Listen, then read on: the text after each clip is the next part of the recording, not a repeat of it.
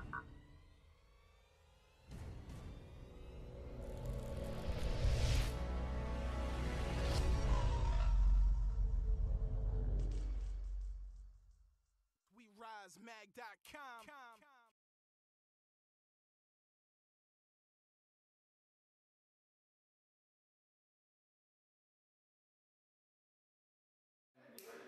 We're with Bill Rogers for the 15th. No, it's always a pleasure. Couple more questions for you. Okay. Just because we love you so much. So Pokemon Drop has been written off. Yes. How do you feel about this? Very, very sad. Do you cry nightly? Yes, I do. I weep every night. Yeah, at the end of season 13, he went off to become a Pokemon doctor. And then we started up Black and White. And it was tricky because for a while there, it was like, they were all new characters. So there was no Pokemon, there was no Brock. So there was a good 4 to 6 months where I didn't work on the show. And it was really sad. I was still working with Carter and the script adaptation team. I was doing time coding work and getting stuff done with that. But I kept watching the episodes as we were working on them going, oh, we're going to be in the show again. and thankfully Tom called me back in for Stunfisk and Timber and Girder and Conkeldra. It's the 3 evolutions. And then when the first Black and White movie came out, I was Hydreigon, and so I started to develop characters in the Unova region, and then slowly but surely, in this last year, some of the old creatures have been resurfacing. So Coughing was in an episode, and the Corfish had made an appearance, and a couple other creatures have popped up, and in weeks ahead there will be more old creatures making reappearances, so keep watching, because as the show has gone on, not only have I added more creatures to my vocal Pokedex, as it were, but since the old ones are coming back, my work on the show has started to increase again, so it's been good. And now, like, you found more work doing things for Pokemon, but did it force you to find newer projects that you needed to do? Or? Well, I mean, I'm always out there looking for work, so I've always, been involved with working with different groups. I work with a group called Little Fox. It's a Korean group that does ESL work, and Mike Pollock, who you just interviewed, go watch that clip. We work with that group, and it's like, they're like classics of children's literature, and we'll go in and we'll read either the narration for the book or the characters in the story. I worked on Black Beauty, where I read the story, and then I was in Wizard of Oz. I was the Scarecrow and the Tin Woodsman, and a couple different things. But the thing is that if you go to the Little Fox site, you have to know Korean, because the site is set up for Korean children, where the story goes along, there's a little flash animation, the words are on the bottom of the screen, so they can hear the words and see the words and learn the English language. So it's something that, a lot of people out in America will never know or see about, but that's been some good work that I've been doing lately. I've been branching into audiobook work, and most notably I worked on Privilege of the Sword with Helen Kushner, and she narrates the story, but again, almost like the ESL stuff, where the main characters have dialogue scenes. They brought in actors to do voice work for that, so we did that, and that's available on Audible and audible.com. And on that project, I got to work with Nick Sullivan and Katie Kellgren, like a lot of people who are like Broadway and audiobook like professionals that do a lot of really great work. But then also for the Internet's Geek aspect of it, Felicia Day and Neil Gaiman were also involved in the project. And it actually is just been nominated for an Audio Award, so it's very, very exciting times for me with that. Excellent. Do you find that it's harder to be a voice actor in New York than opposed to like Texas or California? It seems most of the work is. There's a lot of work being done with Funimation out in Texas because they've got like their in-house studio and they're releasing a lot of titles. In New York, we were doing stuff with Right Stuff International and Media Blasters, but because of the economy and the anime industry not being as big as it used to be, that's kind of, bulked down a little bit, so like the projects have lessened. The last thing I think I did with Joe, I'd worked on Ikitosen for Media Blasters. I was the voice of Gakshu, and then I did work for a show called Magical Witch Punye, which was like I think it was 4 or 6 episodes on DVD. It just like this really goofy, crazy anime. But after that, Media Blasters kind of like, we're not releasing as much stuff, and Right Stuff hasn't been doing a lot of stuff. So Funimation's got that ability to just keep cranking out their anime titles. And in California, all the major like Cartoon Network and Nickelodeon shows are being dubbed out there. So yeah, there is more work in California and New York, but than in New York. But I'm doing okay, and we're having a good time, and we do Pokemon out here, so that's our big gig. Now, when they say there's a decline in anime, do you feel they're talking about sales because people go on the internet more, or? Yeah. It seems like it's still growing to some extent, but.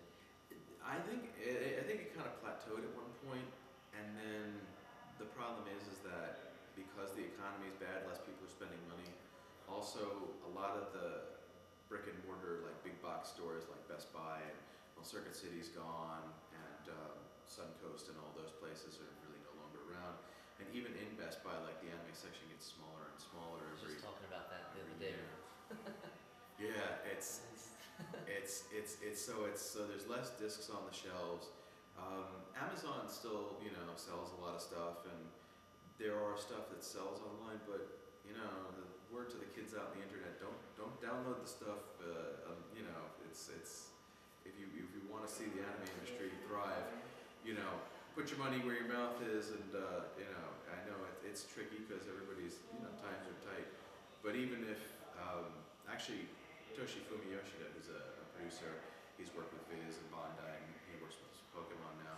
He said it at a convention and put it really well, where he said if every person that goes to an anime convention, you spend like anywhere from $30 to $60 for a badge for the weekend. If in that course of the weekend you buy a $20 DVD while you're at a convention, and everybody did this at conventions, the anime industry would be fine because they would be making those sales, and God knows there's conventions all around the country all year long. So do your part, buy some anime. A lot of fans ask you about voice acting, and obviously it's like the biggest question. And how much do you think that they underestimate the amount of work that it takes and to get the job and then to stay afloat as a voice actor? It's tricky, and a lot of us have day jobs that we do, and like I have the good fortune of doing script adaptation work and other projects, so that has helped to keep me afloat. But a lot of for years, the first like 5 or 6 years, maybe even longer than that, I was in the industry, because I've been working since 2001. But I was working as doing medical billing for a hospital, and I was working for an insurance company, and just as a phone rep and a claims adjuster and different things, just so that I could pay the rent and keep a roof over my head and food on the plate. But it's one of those things where it's just, you got to keep at it, and if you really want to do it, you'll find those other jobs that'll keep you going during the day so that you can survive. And do you think that cons should offer a workshop or a panel that exposes inspiring VAs into like trial auditions, or I think we've done a couple different like VA workshops, and I think it's a good way to kind of get the kids to realize that there's a lot of work involved. It's different than when, what can I do? And they just think, okay, I can just go and do a voice and then that's it, and they get tons of money, but in reality. Yeah, because I mean, one of the things we always tell people is that they need to make a demo, and now with technology the way it is, a lot of kids will like, well, I just go home and get on my MacBook and record a demo in GarageBand and then send it out to people. And you might not really book the work behind that because it's more than just doing the funny voices. You really kind of have to have an acting resume behind that. And I try to explain that there's no bad experience doing high school theater, community theater, college theater, whatever you can to kind of get out there and build up a resume. Plus, when you send your demo to people, if you have a resume attached to it, they're like, oh, he was in this, he was in that, and he did all these shows, and that's a very good basis to work off of. And any new projects, anime or otherwise, coming up? Well, like I said, keep your eyes on Pokemon because lots of new stuff's going to be popping up.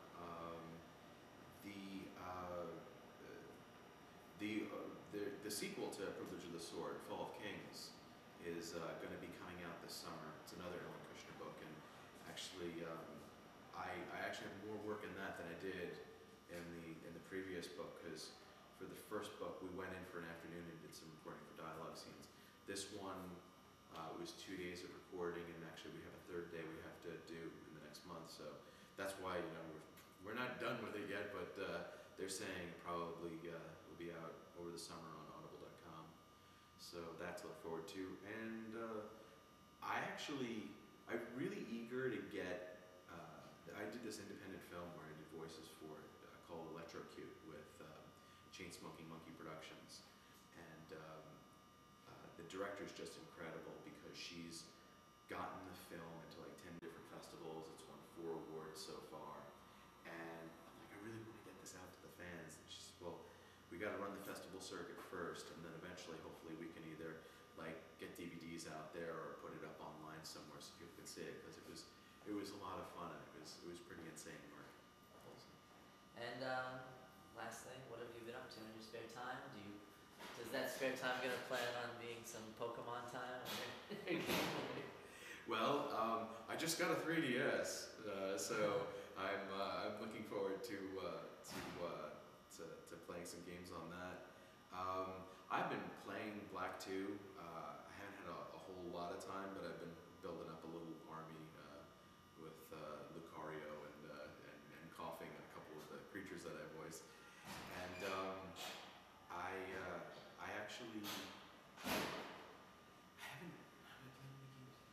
haven't really played much on my PS3 lately. I try to do some video gaming. I actually was playing the Walking Dead game, the Telltale game, Oh, yeah. the point-and-click adventure. I just finished that up like a week ago too. Incredible game. But yeah, my spare time is just sitting in my apartment playing video games. But when I'm not working, I'm also out there looking for new work. So I'm trying to get out there and do as much as I can. Plus, lots of conventions. I've done 3 so far. I got Anime Next coming up in June, and a couple others that I'm in talks with people about. So, well, I'll be around. All right. We'll see you.